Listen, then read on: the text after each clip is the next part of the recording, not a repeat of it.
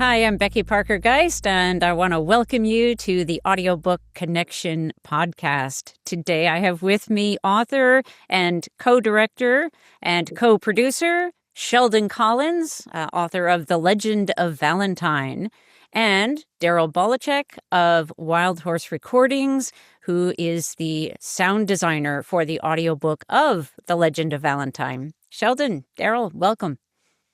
Thank you for having Thanks us. for having us. So, Sheldon, why don't you kick us off and tell us a little bit about the Legend of Valentine itself, and give us some background, some context. Why write the Legend of Valentine at this point, or tell us a little bit about the writing and publication piece. Sure. So I think when this comes out initially, and people might listen it to your audience might listen to it later.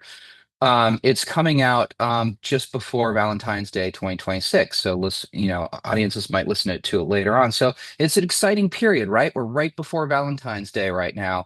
And we've all put so much work into this, everybody that's on the call with me today.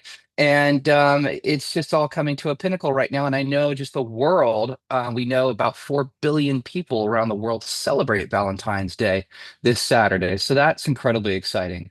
My process, I was very inspired by what I would call the legend itself. And I'm gonna try to make that distinction here. So when I talk to historians in writing this and going through that process, when you look at just really the third century, just from a historical facts, it's a little bit sparse in terms of like who Saint Valentine was, right? We basically know that he was a person who married Christians, possibly married Christians. Actually, that storyline came a little bit later, their storytelling rather. But we know that he was a Christian martyr in Rome, and we know that basically that whatever the acts were that he did at the time, when you speak to historians, that caused his martyrdom, basically. And so that was something that he was commemorated for, defying the rule of the autocratic government at the time. And he was celebrated really kind of in his martyrdom was celebrated really kind of in a religious context. And that grew with the church's preservation into the 6th and 9th centuries. Valentine appeared in what was called martyrologies, which were church calendars of saints. And then what's very interesting is how the legend began to develop over 1800 years to what we all kind of just accept as fact right now, right? So there's these historical nuances, but there's also just all this brilliant storytelling that added to what we call the legend today, right? So in the 12th and 13th century, this is interesting. It basically introduced what's called the medieval hagiography, and this is when miracle stories begin to emerge, and Valentine restores the sight of a blind girl. So all of that came actually years later in terms of this long lineage of storytelling. Then in the 14th century, skipping forward, there was this major shift.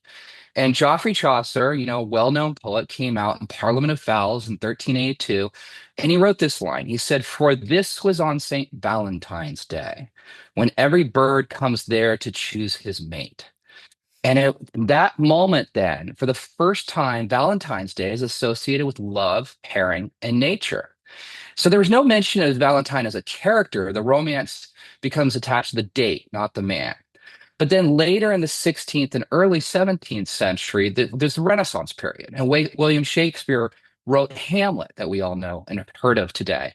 And in Hamlet, Ophelia says the famous quote, "Tomorrow is St. Valentine's Day, all in the morning betime, and I am made at your window to be your Valentine." And so this was just the incredible shifting of the romance legend that we celebrate today. It introduced the idea of choosing, being chosen, personal romantic expectation. And this is where suddenly the modern concept of my Valentine truly started to take shape. And now when we skip a little bit later, 18th century, there's all these romantic correspondence that start to happen. Valentine's Day is suddenly linked to handwritten love letters. And so even in the story, we get that there was a love letter that Valentine wrote to the blind lover, right? Right. And so that moment is when all of a sudden it takes on the shape of From Your Valentine. And there were these love letters. And then 19th century Victorian era suddenly mass produced Valentine's cards. And that went right in alignment with what was happening throughout Europe and America, this idea that Valentine may have written a letter, a card takes on shape. And then we go into the 20th century when there's the full commercialization. There's cards, candy, jewelry, media, and Valentine's Day becomes this global and largely secular event. And so suddenly the church says, around the middle of the 20th century, in 1969, they said, whoa, whoa, whoa, this has gotten a little out of control here from what really, we have evidence of in the third century, right? So they removed Saint Valentine from the general Roman calendar, but they didn't remove him as a saint because the spirit of what he stood for still resonated with a modern day audience. And so when I wrote The Legend of Valentine, the challenge was to weave all of that mythic retelling into one, in this case, audiobook, but book and audiobook. And so that's what we all collectively achieved, and we're all collectively part of this nearly 1,800 years of storytelling. So the work I've done in the last 20 years and the work that both you and Daryl have done in the last 2 years is merely just a blink in history, right? So Well, I feel like we're that next phase of, we got through we had the cards, we got the candy, now we have the audiobook that you can give as a absolutely. Valentine's gift to the one that you love. So Yeah, yeah. absolutely. And Cool. and what's nice is what I try to do in the writing at least was just add a layer of add a layer to the theme that's been ongoing, which is really about love and overcoming adversity. But there is a new layer in it, and I don't want to give away the story, as you know, but there is a new layer that was never part of the quote unquote legend that I think gives audience and listeners hope. Yeah. And so I think that, at the root of it, the core of it, when you think about, and I wrote this article recently that's come out in the newspapers, and it's basically trying to make the argument, which I feel like holds water, that this is the greatest celebrated legend of all times. Because if you think about the word celebrated legend, there's not many other celebrated legends. There's like King Arthur, there is Robin Hood, but there's not many that we come together as humans every year and celebrate it in such a mass number. And so it's a very exciting story because as storytellers, there's not many legends or stories like this one. So Right. I feel a real honor that we've been able to pass this forward to the next generation, and just excited to be a part of it. Yeah, and as we, with this, it now being available in, today in this context, but also in a way, it almost cycles back because you brought that history back into the storytelling of this day, and Yeah. I think that's a really delightful, wonderful thing that Yeah. that's been achieved. Right. One of the things that I wanted to focus on this particular episode is where we went from that point where the book was completed and ready for audiobook production. And as we moved through the recording sessions where we, Sheldon and I co-directed those recording sessions, and we had a cast of 20 actors from around the world. And then as we completed the voiceover aspect of it, we moved into the sound design element. And that is where Daryl sort of picked up the mantle, or where the baton was not, I wouldn't say that the baton was passed so much as he was brought into the process as we continued to work together to bring it to this fully immersive sound design experience. So Daryl, when you first started to experience this project, and I put it that way because I want to leave it open to whatever that experience was like for you. Tell us a little bit about what came up for you as you started in the process, and we'll just start there. Well, the first thing thanks for having me on. And I really appreciated working on this project. I learned a ton, and it was a super fun, immersive, creative process that I thoroughly enjoyed. Um, I do remember the first thing I thought when I started listening to the dialogue and the narration was that the writing was extremely descriptive, which immediately posed a challenge for me, which was how to figure out how to allow the author's writing and description and just like the way they're describing the scenes, how to allow that to still be the forefront of the story in the audiobook, because at the end of the day, it's an audiobook. You want to listen to what the author wrote. You're reading a book, right? Well, there's a fine line between taking every description that the author wrote and creating a sound effect for that, or deciding that you are going to allow the reader to use their own imagination for certain things and let the sound effects take on a different role in that matter, which would be enhancing some of the words rather than like sticking it to you every time you hear a stomp on the ground, that there has to be a stomp. If the narrator says, and then he gently stomped on the ground, that became a challenge right out of the gate to see how we were going to pull that off. Because Sheldon, you're writing, and the way that the narrator describes scenes, it didn't initially when I was listening to it, I was like, well, man, he's describing this perfectly fine. Like, I what could possibly, my brain can already dive right in. So as we started progressing into it,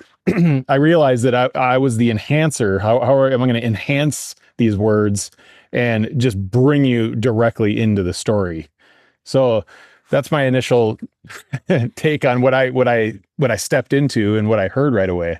One of the things that I thought that, as you started to develop the soundtrack for this, one of the things that I so loved that you brought to it was the ambiance. We could hear that we're in the forest without it being like, we could feel that we're in the forest without it being hit over the head with it. We don't need to hear the crow or the bird every, 5 seconds to remember that we're still in the forest. And there was actually a really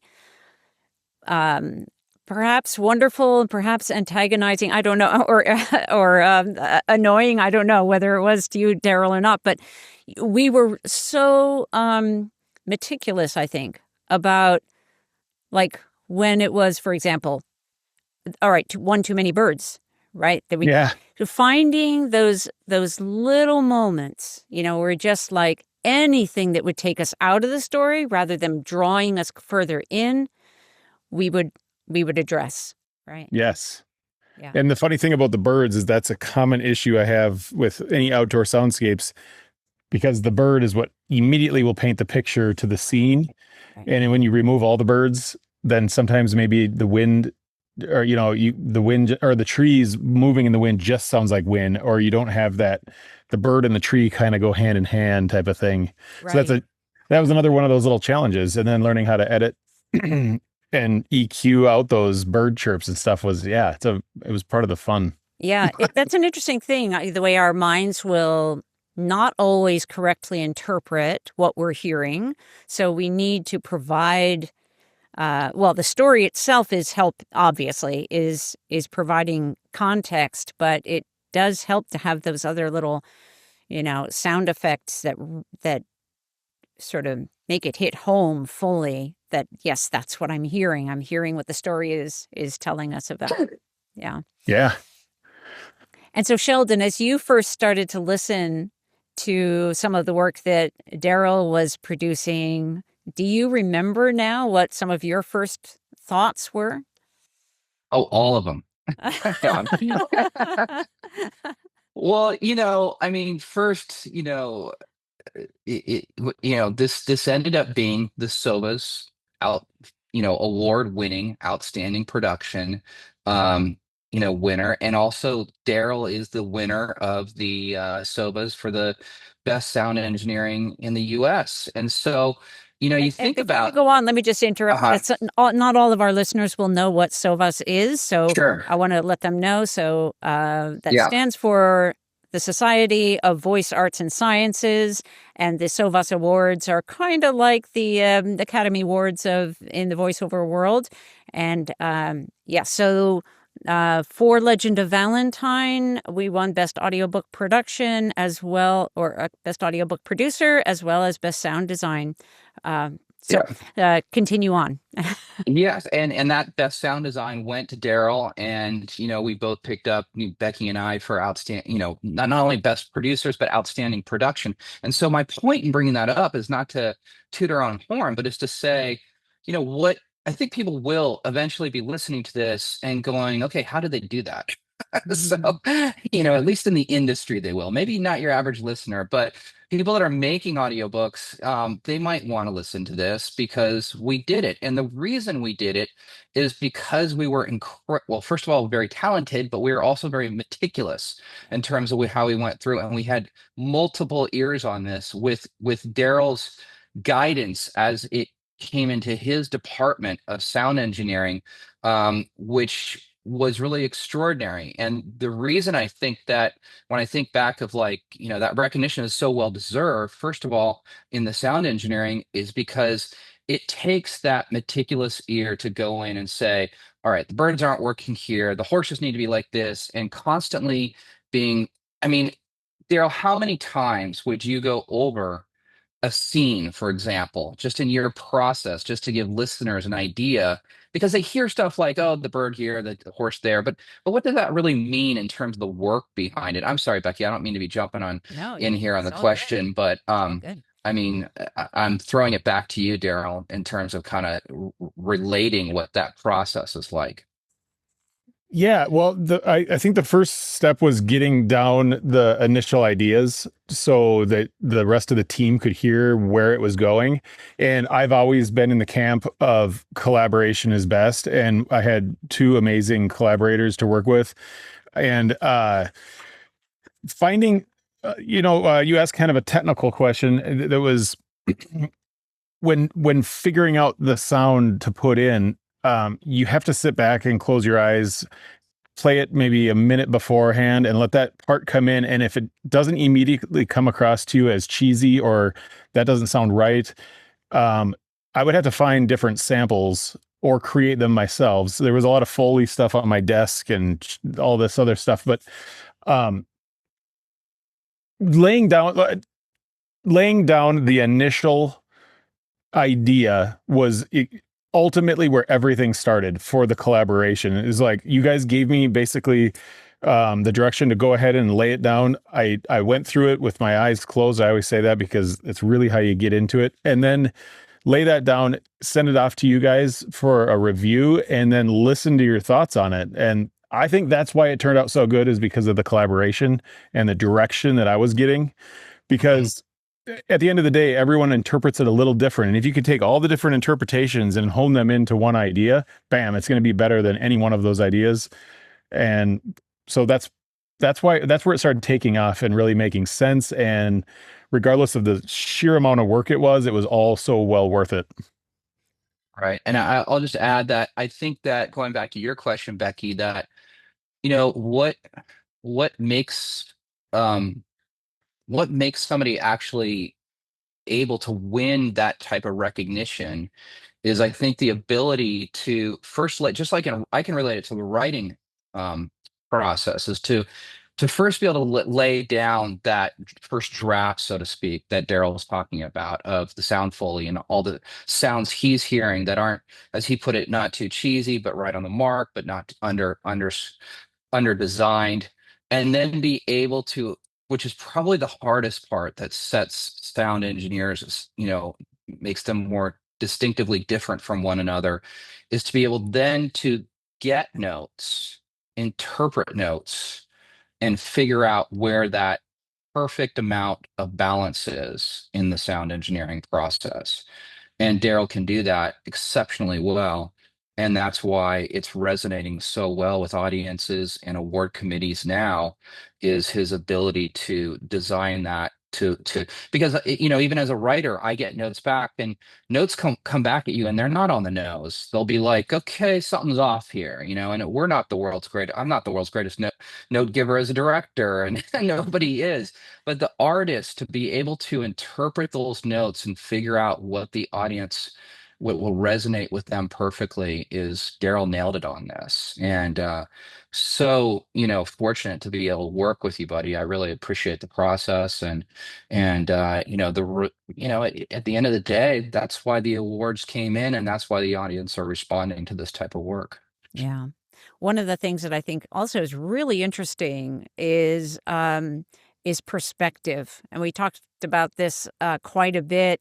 There were moments where, for example, the horse is riding away with Agatha, and Valentine is left behind in the woods, and understanding, clarifying amongst us, like, where is the listener? Is the listener back in the woods with Valentine, or is the listener riding away with Agatha in that moment?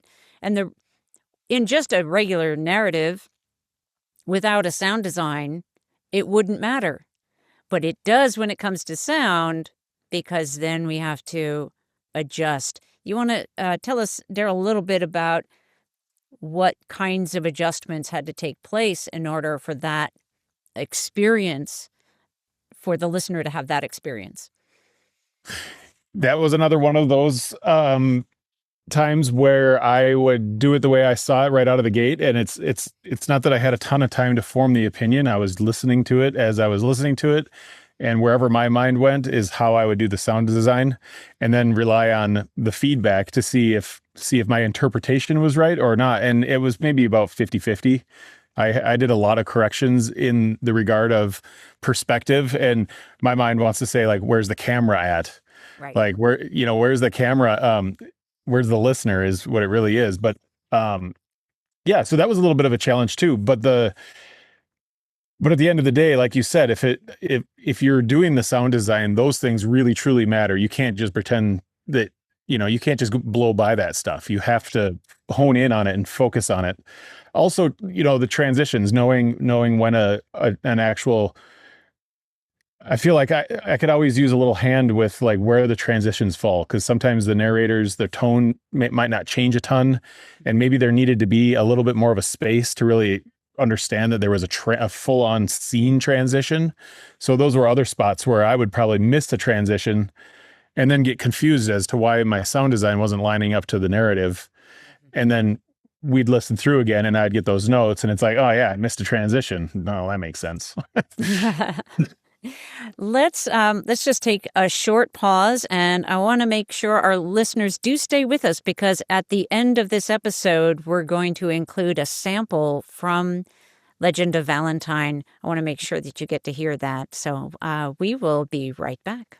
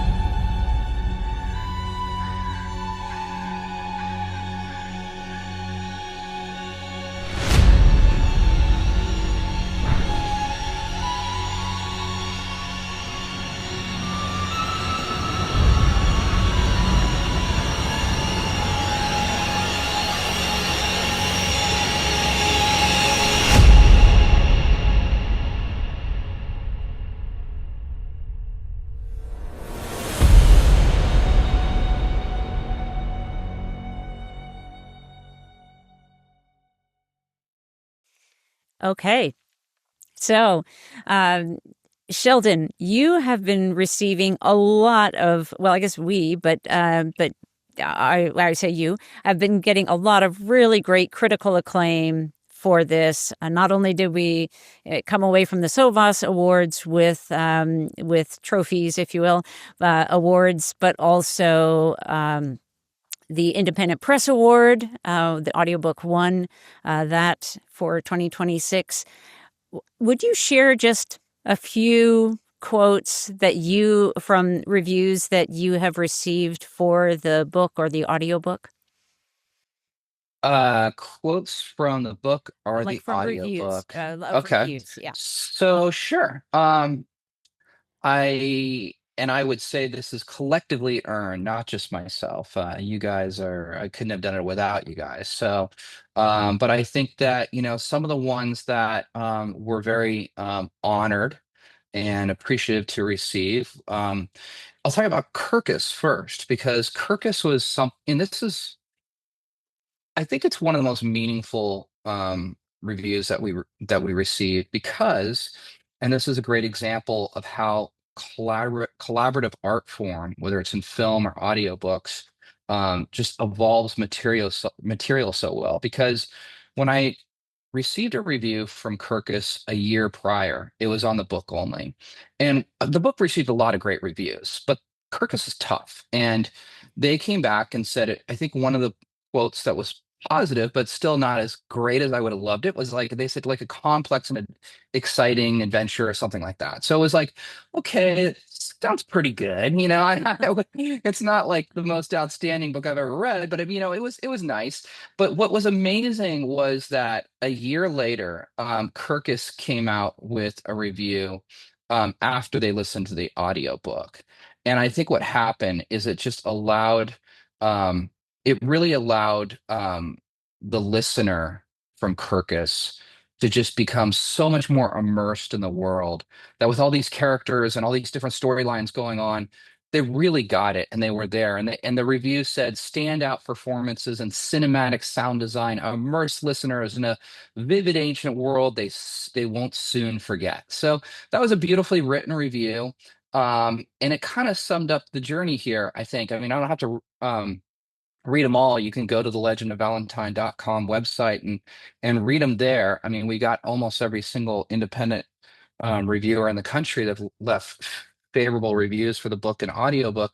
But I was most excited about Kirkus because they're tough. You don't pay them, and they really lit up after this audiobook came out, because you could tell that they appreciated so much all the work that we put into it, which was a 14-month production, right? And Right. everything from the story to Daryl's incredible work as a sound engineer, to scoring, music, mix, and performances.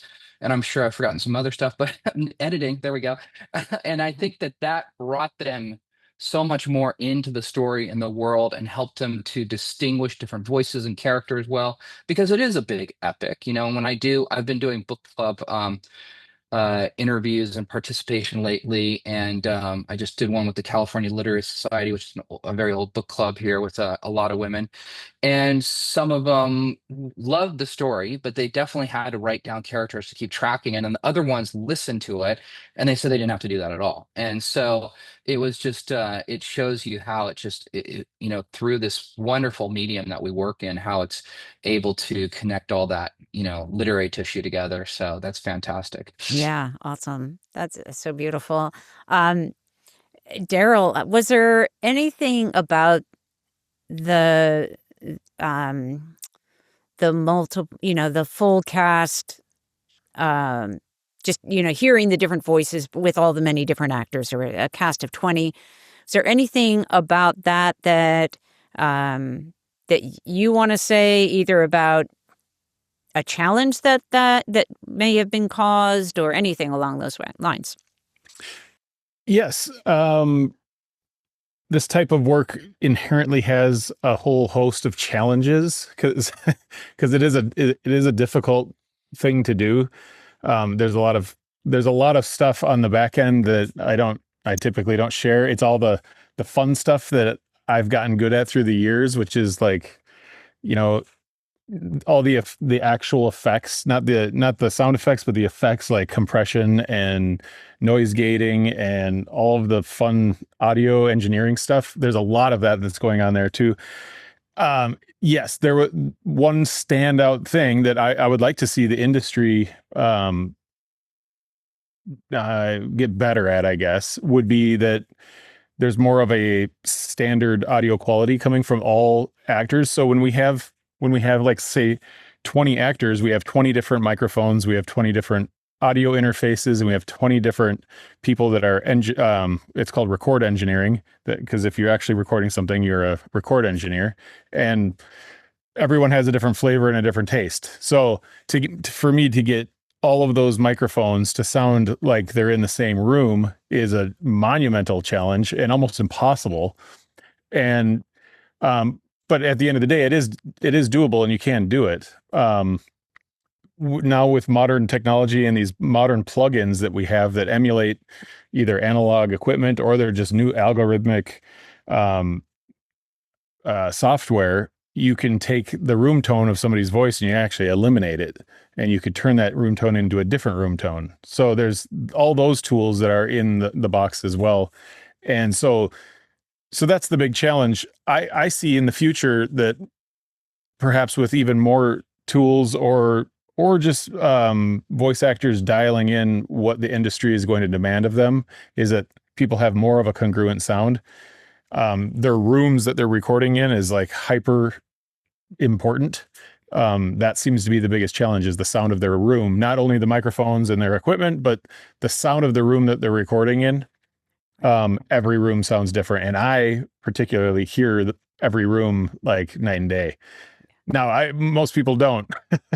Most people would never care or even ever notice it. But I like to just, if you're going to do a pro job on something, you hone in on all those little nuances. And if you can correct a little bit of every nuance that needs a little bit of correction, at the end of the day, you end up with a really awesome sound.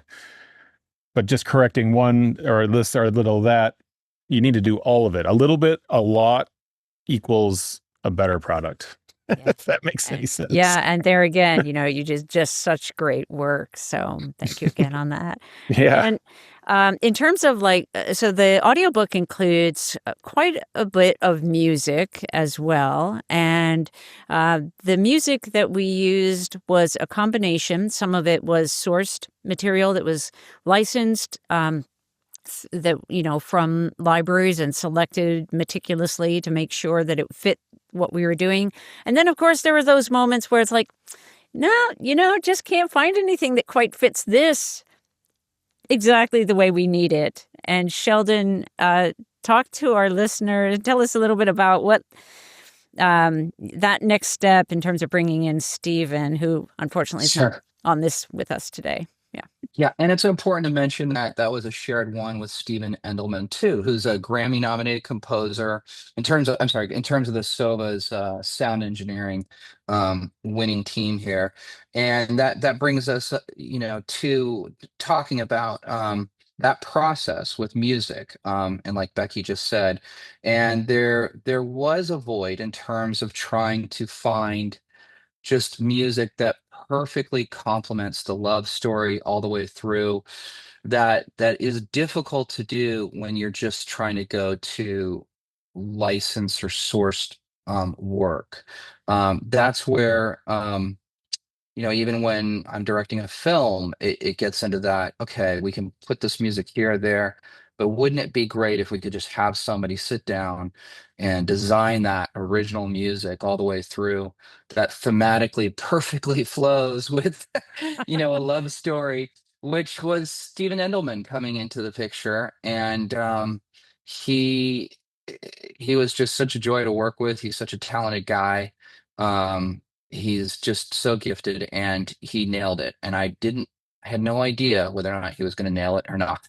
But I had a feeling. I mean, Grammy nominated is the first clue, but he he had a lot of time pressure on that. He had a lot of time pressure. We had to do what turned out to be, I think he probably did over 100 scores, or 100, originally composed little bits for this. And when I say little bits, they could be anywhere from, a few seconds long to, sometimes 20, 30 seconds, maybe even a minute long. And it was quite the process, because similar to sound design, he would sit down and he would create all this original music in his studio at his house, and then I would go listen to it at his house, and I would give him notes. Same type of process, back and forth. And Becky would then hear it as a director too. Daryl would eventually hear it because not only was he doing the sound design and contributing to the music sourcing, but he was also he did all the mix. And so I definitely liked hearing everybody's opinion. But at the end of the day, the work I did with Steven, just back and forth, sometimes all day long. I think we'd be in the studio for 8, 10 hours sometimes, just going over the feel of the music. And that was what was so important to me. And Steven and I both shared that musically, is that we wanted a certain feeling for the audience to feel when they got into it, especially with the music between Valentine and Agatha and the love story. Some of the other stuff, battles and other parts, were not originally composed, but that music that carries us all the way to the end of the music and weaves throughout it was just really came together. It was, I mean, first of all the credit goes to Steven for all that original music, but the collaborative process was again very fulfilling and exciting in terms of how it evolved from the very first draft of the score to the final. And yeah, it's one of those examples of just the creative collaborative work at play when everything just starts to line up right. And I just remember sitting down one time and listening to him play some music for me for this one scene, and I was like, that's it. And you get little miracle moments like that, and that happened with Daryl and I too, which was fantastic with his source music and sound design, and even the way he edited some stuff together that never would have worked on its own. That collaborative process that we all participated in, yourself included, Becky, was just so rewarding the way it all came out. And musically, I think people who really appreciate music are going to listen to this and be blown away, because it is about 5 times the amount of work that you would put into scoring a regular feature film, because most films are about 2 hours long and this is about almost 12 hours long. So it was quite the process. Stephen did a phenomenal job. And then it really required a lot of job in the mix afterwards, after you have all these layers of sound, right? Yeah, Daryl, do you want to talk about that aspect? I can tell you that it's another one of those kind of personal things, because I don't share the stuff. But the sessions, some of them are pretty profound. Some of the chapters had over 100 tracks that were all mixed together with different sounds and Foley and music and all that, and then the editing and the all that stuff. Some of the sessions got quite lengthy and filled, and it's fun to see how all that just kind of culminates into a chapter that, like, it just breathes all that life into the chapter, and it's pretty cool stuff. Really And the is. music, yeah, the I will say that the music that Steven added in was truly like the cherry on the top. Like, if it wasn't for that cherry, it would have just been a great audiobook. But then you throw in like a custom original love story theme that is generated throughout the entire book. That was just, yeah, that's what really made it cross the finish line, I think. Exciting. Yeah. I would love to just spend a few minutes talking about, I think it's chapter 1, the chariot scene. Mhm. And this was one of those where there's so much going on in this story. Mhm. Daryl, tell us a little bit about, like, what that first pass for you was like with creating that design for that chapter. I remember that pretty vividly. The chase scene with the chariot was, I want to say, like, without knowing, maybe like 10 minutes long. And I was a little bit like, how do you introduce the sound of the chariot and all the drama that's going on without like annoying the listener with all of the noise that could be happening in that scene? So I just did, I think I said something after I sent that chapter, whenever I had an opportunity to share a thought or a note on it. I think I had mentioned, like, I don't really know what to do here because this is a lot of stuff going on, and it's a lot going on. And I think that through the different variations or versions of editing and going through that part, we trimmed the fat. We trimmed everything that could possibly be trimmed, but we did leave that the chariot in there. Probably got lowered in the mix to just not, we were just being hypercritical of it being maybe too much, because I think that a lot of sound design audiobooks, or at least some of the ones that I've heard, they won't be that hypercritical of that. They'll just leave it in, and then you listen to it and you're just maybe a little overwhelmed. And if you're listening to it at a level where the voices are nice and hot and pretty loud, and if you have also a bunch of sound design, it gets too loud and you can lose your focus. You can lose what the narrator's even saying, because there's just so much going on. So that was my initial take on that one, is and that kind of set the tone for how we continued out through the book, is to be hypercritical of not getting in the way of the story, the narration, the characters. We were just painting a black and white photo with colored pencils, nice and lightly adding color to this whole audiobook. And that became our job and our focus. And I think it's almost kind of a good thing that one of the first scenes in the book, first action scenes, like that laid it out for us right out of the gate. So that helped actually a lot. Yeah. Sheldon, did you want to? He pretty much summed it up there. I mean, I would say that something that's very interesting about the SOVAS made us pick certain parts from the audiobook, because you don't present all 12 hours of the audiobook for different categories, and sound engineering won in a couple different submissions that we sent, or nominated in a couple different submissions that we sent in. But the winning piece was the very last piece of the entire audiobook. So sorry, audience. If you want to hear what actually put the whole project at the top as far as sound engineering, music, and everything goes, you got to listen to the whole thing. So there you have it. And I listened back to that on my studio monitors here. Yeah. And I was so surprised. I don't even have quite the right words for it, but I was so surprised, but also like, just like, wow, I just never thought of it like that. I hear it now. I get it. I get that ending was not only, it was almost like that the storyline and the narrator himself amplified mine and Steven's work there at the very end, because that was Steven's original music at the end. And I was being very subtle. I was literally looking at the end of the book like it was a movie. And what would a movie do in this situation? You might not even notice the music right away because you're so involved with the words that are being spoken and how dramatic perhaps those words could be, or heartfelt or whatever. And so as I was listening to it, I was thinking, like, this is what won, huh? This is interesting. But it really opened my eyes to, like, okay, this is kind of more of that particular spot was very, very professional sounding. And, even if it wasn't me that did it, I would listen to it and be like, yeah, that's pretty much exactly what was supposed to happen there. Yeah. So maybe that's what it was.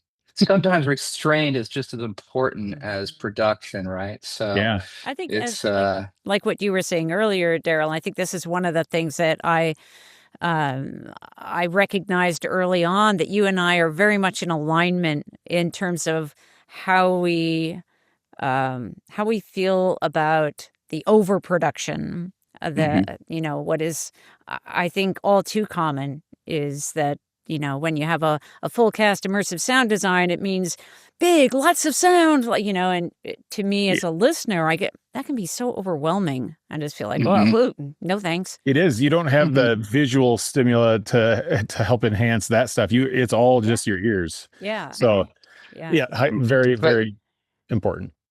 But the other submission that got nominated as well was the probably the one you're going to play, I would imagine, at the end of this clip or something like that. The one that felt, I'm not going to use the overproduction, but it's incredibly rich in sound Rich and is music and different. stuff. Yeah. It's Yeah. I think, and correct me, Daryl, if I'm misstating what you meant, but I know when I'm talking about that, it is partly about where is the story in the mix, that many times all the sound effects and music are overtaking the words of the story. So they're actually more distracting than they are supporting. And that it can be very rich as it is in that chariot scene, which is the one I'm tempted to add in there. And you should. Yeah. It's so incredible. But there's a lot going on, but the story is what is, it is supportive of the narrative that is happening. So it's not overtaking it. Yes. Yeah. Yeah. And if you play that one, my favorite part of that clip is the very end when Yep.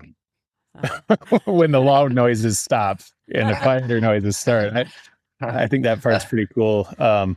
Without digging in too much on that, like the hitting the bottom, that was something I was really, believe it or not, I was excited to do that because that's an EQ trick. It was actually just me going like this on my desk. You're talking about the very final moment of the chariot clip that the audience will hear. Yeah. When at the bottom of the water. Without giving it away. But yeah. Yeah. And that end, so listen for it when you get to at the end of the clip, there's also one of those point of view perspective changes that happens Yes, which I was I'll just be honest, I wasn't on board with that because I was stuck down on the beach. So I had a hard time because I had this idea that we'd be able to hear it off in the distance. Mm-hmm. So, that's where the collaboration is, because as the author, Sheldon would say, no, the perspective changes there. This is the way I wrote it. It's like, oh, well, then it has to do that. That makes sense. Okay. Yeah. So then we just. I'm not always right, but Well, that perspective. Every now and then I have my moment. Well, that perspective change so happened to be your writing and the way you thought it. So that has to be done that way. And of course, all this work that we did on the audiobook itself, all this production work happened over, virtually over Zoom calls and phone calls and emails and all of those were the tools that we were using as we were working together, plus some other tools as well, of course. But we had the opportunity in January 2026 to come together and get to meet in person, which was so fun and so cool. One of those things that, as we work with people, all over the world. And in fact, one of our actors who had flew in from India for the awards event, the SOVAS awards event, Manish. Yeah. And so we had, he was there. We three were there. We had our project manager, Jerry Lee, was there. Nick, one of our actors in the cast, was also there. So it was really quite the delightful event to gather in person. Yeah. And thank you, Sheldon, for really kind of pulling us together to make all of that happen. I think you were. I'm just glad everybody showed up. So that's good. And that we sweep the awards. So that was a lot of fun too. It's fun leaving pretty much as everybody is a winner. So, and that's what it was at the end. So yeah, we went in with 8 nominations across 4 categories. So it was pretty exciting showing up. Very exciting. Well, I want to thank you both so much for the opportunity to work with both of you on this project, and for the opportunity as well to talk about it here on my podcast, Audiobook Connection. So absolutely. Well, thanks for having us on. What a great time. Thank you. All right. Thank you. Chapter 1. Protect the Empress. Fortune favors the bold. Virgil.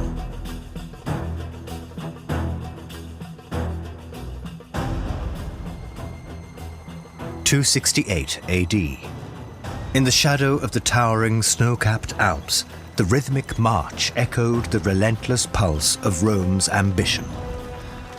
A brisk river coursed through the rugged terrain of the northern Italia valleys, as a crisp breeze carried the biting chill of the coming winter. Clad in gleaming armor, each soldier bore the weight of duty with practiced ease, their movements unhindered by the protective metal encasing them. Their rounded helmets, adorned with broad cheek guards, offered a steadfast defense against enemy blows. Long swords rested sheathed in scabbards, and spears were held ready for battle.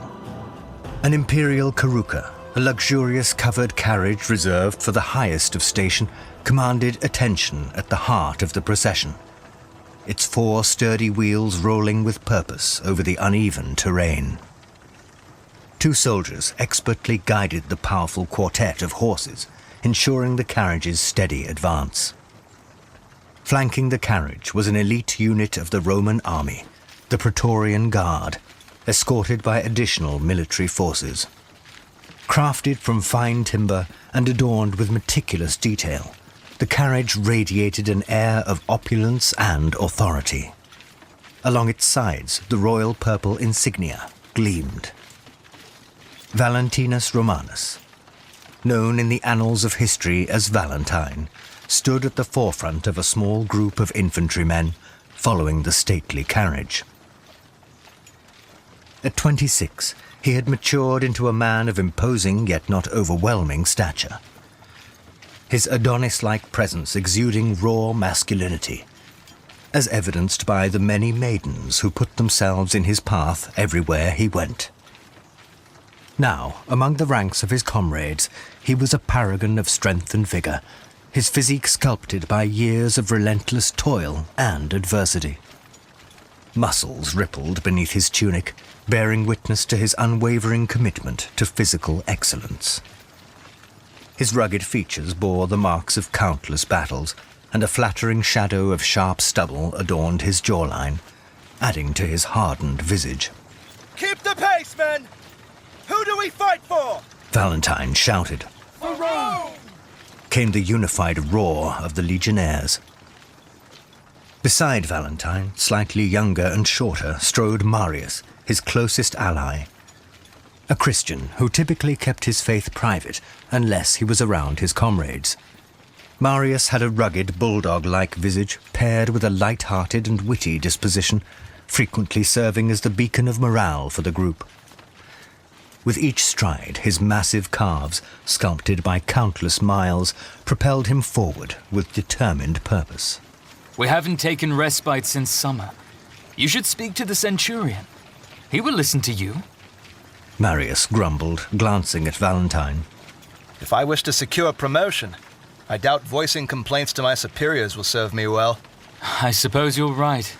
Marius acknowledged, offering a wry smile.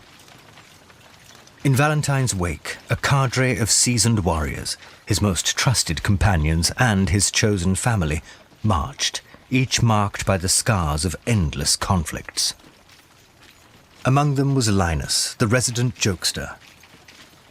Nearby loomed Ephebus, a towering colossus whose imposing stature and silent demeanor commanded respect. Alongside marched Proculo, a warrior whose fierceness in battle was unparalleled, yet he possessed a philosophical depth unusual for a soldier, complemented by a dry wit. "When you are promoted to Officer Valentine, I believe I will desert my post," Proculo interjected. "And why is that, Proculo?" Valentine asked. "I fear I may be safer as an outlaw." Proculo jested, as the other men in their close circle chuckled. After years of fighting shoulder to shoulder, these men trusted one another deeply, forging bonds only those who have faced death together can form. Behind Proculo stood Scaro and Albus, brothers whose features belied their contrasting personas. Scaro, the younger brother, often calculated his decisions before acting, Yet he had a more laid-back approach to life. In contrast, Albus, the elder and more protective sibling, was notorious for taking action with little consideration of the consequences, and was the more hard-headed of the two. United by duty and valor, these 7 brothers-in-arms wove a tapestry of courage and expertise, each contributing their unique prowess to the collective. At least our path leads back to Rome, though I pray we find more righteous company and less sinful debauchery this time. Marius said with a smile, hinting at past mischief. I'm certain your Christian God will forgive you, brother. After all, he cannot expect us all to walk his righteous path. Valentine quipped. Yes, he can. Marius replied enthusiastically, as the rest of the men grinned, appreciating the humor in his seriousness. Marius, if your God is so powerful, why must he endure death only to rise again? Linus asked mischievously. Oh, not this again. He makes a point, brother. Would it not be simpler to believe in gods who avert death? Valentine added. Marius comically prayed aloud. Merciful Lord, grant me the patience to endure the asinine intellects of my pigeon-head companions. A wave of soft laughter spread among the men. Perhaps your God has already shown us mercy, Marius, Valentine remarked. And how is this? Ensuring the safe return of an empress to the imperial palace requires far more valor than enduring a boorish general's camp. Not all of us seek means to prove our valor, Valentine. Indeed, Procular. And not every boorish general requires 100 soldiers to escort them on a diplomatic mission, like this empress we accompany. Marius added. Yet boorish generals do not appear as radiant as our empress. Linus added, smirking. That she is. Ephebus affirmed with a smile. I've heard whispers she attracts admirers. Albus blurted out. Careful, Albus. The Emperor would have your head if he heard you speak of the Empress like that. Besides, your tavern maidens hardly qualify as credible sources for rumors. Linus quipped. I would wager our Empress might find herself quite taken by our Valentine, given the opportunity. Scaro added. Valentine rolled his eyes. His friends were always trying to push him back toward love and exploits with the fairer sex, much to his annoyance. He's not seeking love, Scaro. Isn't that right, Valentine? Albus interjected, his tone brisk as he cast a meaningful glance at his younger brother. The days of falling prey to Cupid's arrows are behind me, brothers, Valentine declared. Except for the tavern maiden you had eyes for in Antioch. Marius teased. Who assured me she would never leave Carthage. Valentine retorted with a grin. More laughter rippled through the group. You do seem to fancy the unavailable, Marius added. Keep your spirits high, Valentine. Cupid's arrow will find its mark again. Scaro reassured him, knowing all too well of Valentine's troubled past with women. Thank you, Scaro. Valentine's mind drifted to thoughts of Rose, his childhood love, the truest love he had ever known, though they'd been so young when they met. He wondered how she looked now, as a young maiden, and whether he would even recognize her. Would her beauty and spirit still captivate him? Was she even alive? These questions haunted him. He had once taken a stab at adult love, hoping to forget Rose, but it had ended in heartbreak.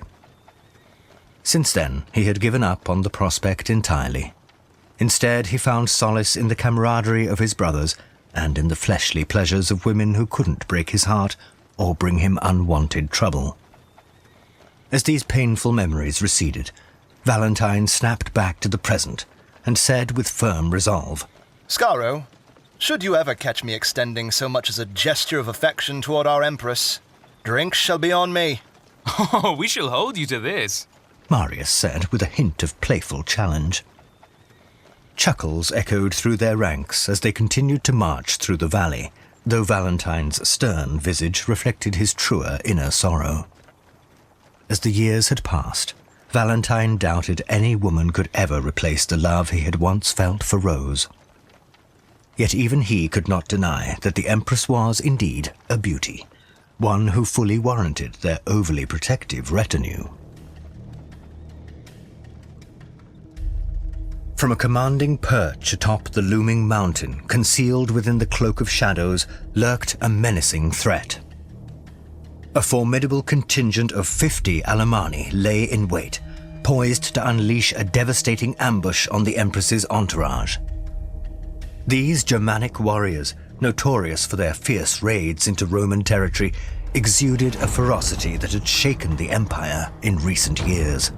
They brandished long, imposing swords with razor-sharp, double-edged blades and curved axes crafted for maximum devastation. Complementing this infantry's armament were stout shields and a cache of bows and arrows. An enduring enemy of Rome, the Germanic tribe stood resolute, eager to strike against the Romans. Behind the scouts, additional Alemanni were busily soaking large hay bales, bound tightly with rope and soaked in oil. Nearby, small bonfires cast a flickering glow. Positioned adjacent to these fires, units of archers stood motionless, their gazes filled with hatred as they gazed down upon the legionnaires. Amid this hidden assembly of warriors, an imposing Alemanni forced his way to the forefront. His bald head and untamed beard heralded the onset of the impending conflict. Angriff! Für die Ehre der Alemannen! Bellowed the Outlander in his native tongue, commanding his men to attack in honor of the Alemanni. Suddenly, the Alemanni ignited their torches, set the hay bundles ablaze, and unleashed them, letting them tumble down the hillside. The ropes that bound them eventually unraveled as they rolled, transforming them into blazing spheres that scorched the earth. Concurrently, the archers ignited their arrows, releasing a volley that filled the sky, creating a rain of iron. The Romans, oblivious to the impending danger, continued their march toward the tumultuous river. Suddenly, surging infernos rolled down upon them, followed by the flaming arrows from above. The savage cries of the Alemanni pierced the air, striking a chilling note that seemed to freeze the soul. Take cover! Valentine shouted, his eyes widening at the barrage of arrows and rolling bales of fire hurtling toward them. Blood-curdling screams erupted from the Romans as the blazing hay engulfed them, setting aflame the front ranks of soldiers. A deluge of arrows rained down next, finding their marks among the legionnaires. The sight of barbarians, having breached the Alps and now standing on Italia's soil, filled the Romans with a terror as consuming as the flames themselves. Protect the Emperors! Shouted a decurion, a commander of cavalry, his voice ringing out just before an arrow pierced his neck, silencing him instantly. The force of the impact threw him violently from his saddle, his life snuffed away before his body hit the ground, leaving behind the riderless steed. Valentine whirled around, facing the grim reality of legionnaires falling in droves. The air was thick with the harsh stench of burning hay, charred flesh, and smoldering shrubs. Fire blazed through the underbrush, surging toward him. Behind him, his men braced, preparing for the imminent charge. To the river! Valentine yelled to his men. Valentine, Marius, and the rest of their infantry hastily discarded their spears before plunging into the tumultuous river, the weight of their armor already threatening to pull them under. The blazing hay bales hurtled over them, narrowly missing their mark. Struggling against the current, Valentine fought to resurface, gasping for air as he finally emerged. The river's bend guided them toward a shallow bank where the water was waist-deep, allowing them to regain their footing. His gaze immediately locked onto the Empress's carriage, now besieged by 6 Alemanni riding horses, locked in fierce combat with her guards. The Praetorians fled from the battlefield's inferno.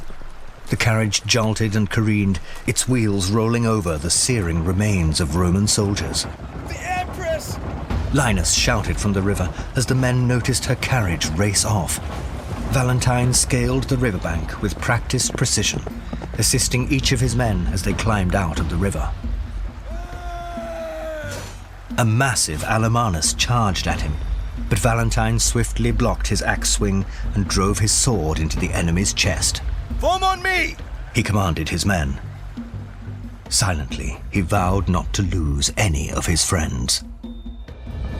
More Alemanni surged forward with the fierce determination of a people intent on capturing Rome's empress, driven by vengeance for the many losses they had suffered at the hands of the legions. Valentine and his men, their battle-tested unity unwavering, formed an unyielding defense. Swift as a serpent, Proculo engaged an Alamanus in combat, the clash of steel echoing through the air. Next to him, Linus slashed a bloody gash with a lightning stroke across a bearded Alamanus' head. Ephebus, with a mighty swing of his sword, nearly decapitated 2 Alemanni in a single fluid motion. Meanwhile, Albus was overpowered and pinned to the ground by an Alamanus clad in animal pelts. In a swift response, Scaro sprinted to his older brother's aid and drove his blade into the Alamanus' neck. The lifeless body collapsed, toppling onto Albus, who brushed the enemy aside and offered a quick nod of gratitude toward Scaro before resuming the fight. Suddenly, Valentine noticed the riderless horse navigating the turmoil of battle, its eyes widened with terror, mirroring the horrific scene around it. I'm going for the Empress! Valentine shouted at Marius while pointing toward the Empress's carriage, swiftly entering the nearby forest. Go! Marius spat as he sliced open an Alamanus' neck. In a fluid motion, Valentine caught and leapt onto the back of the riderless horse. Gaining mastery over the steed in mere moments, he spurred it forward, accelerating into the thick of the chase. The Empress, usually a picture of elegance and grace, was jostled violently inside the royal carriage, her movements resembling a marionette in a storm. Her woolen stola and palla tore with each violent jerk, while her lavish jewels scattered like stars in the sky. Struggling to her feet, she staggered to the small window. As she peered outside, a hay barrel slammed into the carriage, shaking the ancient woodwork and causing the structure to groan under the pressure. Flames eagerly licked up the dry timber, quickly consuming it. Help! She screamed, terrified. The 2 soldiers driving the carriage resisted the onslaught valiantly, but the Alemanni attack was unyielding. Amid the chaos, one Alamanus chasing the carriage struck a low-hanging branch, unseating him from his horse. Valentine's chase reached a fever pitch in the forest's shadowy depths. His mare, invigorated by its new rider, cut a swift path through the dense underbrush. Abruptly, 2 mounted Alemanni converged upon him, their approach silent from the shadows. In a lethal attack, they brandished their axes in unison, aiming for his head. Valentine ducked, deftly evading their deadly arcs, and seized the reins from one of the shocked Alamanus, delivering a flurry of punches to his face before maneuvering his foe toward a gnarled tree. A resounding thud that momentarily reverberated through the forest followed. Heart pounding, Valentine dodged the remaining Alemanni attack, urging his horse toward the beleaguered carriage. An arrow sliced through the air, skimming by his cheek. Behind him, other Alemanni pursued, their savage cries beating in his mind. The Empress's carriage was now a fiery vortex. Arrows continued to hammer its wooden frame. Amid the chaos, a desperate plea shattered the sounds of battle. Help! Get me out! The Empress's voice pierced the air. Abruptly, an arrow struck one of the carriage drivers, piercing his shoulder. He released the reins and toppled beneath the spinning wheels. As Valentine neared the carriage, he executed a daring leap from his horse. His body slammed into the carriage side, resulting in a desperate struggle for a secure grip. Flames scorched his fingers, threatening to undo his hold. In a heart-stopping moment, his grip faltered, leaving him dangling by one hand. His legs whipped against the ground. Summoning every ounce of his strength, Valentine hoisted himself up until his gaze met the Empress's through the carriage's small window. Empress! I am here! He shouted over the roar of flames and chaos. Help me! Please! As Valentine struggled to access the carriage's interior, his efforts were interrupted by the sudden onslaught of a sword-wielding Alamanus. In a swift, lethal motion, Valentine deflected the attack and speared the Alamanus in the stomach. The force of the blow stopped the attack cold, and the Alamanus tumbled backward, hitting the ground with a heavy thud. A remaining driver endeavored to seize control once more to halt the carriage. Although, upon glancing over his shoulder, he met an arrow through his jaw. It struck with brutal efficiency as he collapsed off the carriage. Damn this cursed day! Valentine muttered. The carriage continued to hurtle with reckless abandon toward the precipice of a daunting rocky cliff, beyond which lay a lake's cold, dark water. Valentine reached through the carriage opening, his arms enveloping the Empress. With a swift, protective pull, he freed her from the fiery carriage, holding her securely against him as they both gripped the side for support. Empress! We must jump! I cannot! She cried in terror as flames began to singe her hair. Valentine cast a glance behind him. Realizing the imminent danger, the pursuing Alemanni halted their chase, unwilling to follow them to a certain death. We must! Now!